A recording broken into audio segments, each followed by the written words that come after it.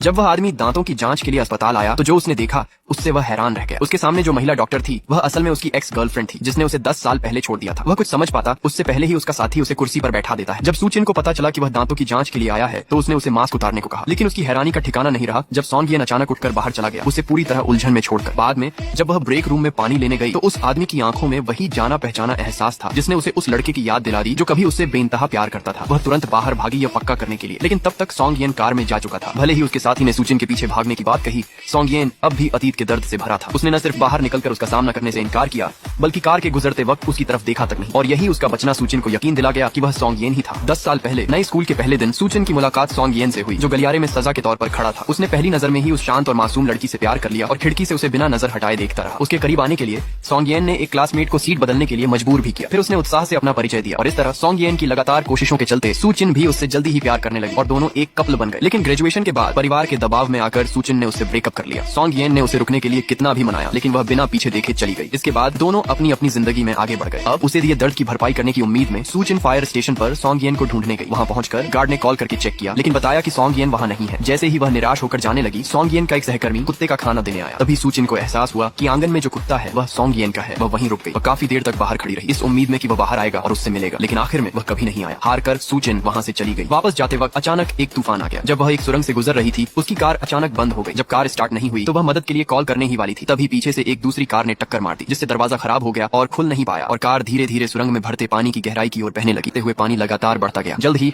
Car लगभग पूरी तरह डूबने लगी और सूचिन बेहद डर गई। उसने बेतहाशा सनरूफ पर हाथ मारना शुरू कर दिया। ठीक उसी समय जब पानी उसे पूरी तरह निगलने वाला था तभी उसकी तरफ एक रोशनी की किरण पड़ी। सूचिन ने जल्दी से शीशा साफ किया और मदद के लिए हाथ हिलाया। दूर से 2 फायर फाइटर्स पानी में चलते हुए उसकी ओर आ रहे थे। आखिरकार उम्मीद दिखाई दी। जब वे खिड़की नहीं तोड़ पाए तो उन्होंने कार को उठाने की तैयारी की। सूचिन ने उस आदमी को देखने की कोशिश की। उसने कभी नहीं सोचा था कि उसका बचाने वाला वही होगा जिसे उसने सालों पहले छोड़ दिया था। सॉन्गियन ने पूरी ताकत लगाकर कार को उठाया जबकि उसका साथी पीछे से धक्का दे रहा था। दोनों ने मिलकर गाड़ी को उथले पानी में खींच लिया। सॉन्गियन ने तुरंत खिड़की तोड़ दी। तभी उसे एहसास हुआ कि अंदर सूचिन है। होश में आते ही उसने उसे बाहर निकाला और गोद में उठाकर किनारे ले गया। जिस आदमी से वह कभी बेहद प्यार करती थी उसे देखते हुए सूचिन खुद को उसे कसकर पकड़ने से रोक नहीं पाई, लेकिन सॉन्गियन को कुछ गलत लगा। उसने तुरंत उसे नीचे उतार दिया। हालांकि उसकी चिंता साफ झलक रही थी। उसने अपने साथी से उसे सेफ्टी वेस्ट दिलवाया और बिना पीछे देखे चला गया। कुछ समय बाद सूचिन सॉन्गियन को धन्यवाद कहने और वेस्ट लौटाने आई, लेकिन उसने ठंडा और दूरी बनाए रखने वाला रवैया रखा। उसकी इस बेरुखी के बावजूद सूचिन ने हिम्मत जुटाई और फिर से साथ आने की बात कही। सॉन्गियन उसे अविश्वास से देखने लगा। उसे यकीन नहीं हो रहा था कि वही पहला प्यार जिसने 10 साल पहले उसे छोड़ दिया था अब वापस आकर रिश्ता जोड़ने की बात कर रही है, लेकिन सॉन्गियन ने साफ मना कर दिया। वह समझ नहीं पा रहा था कि उसने तब उसे इतनी बेरहमी से क्यों छोड़ा था और अब क्यों लौट आई है। फायर स्टेशन वापस जाकर सॉन्गियन ने खुद को ट्रेनिंग में झोंक दिया, लेकिन उसके साथ ही जानबूझकर सूचिन का जिक्र करते हुए मजाक करने लगे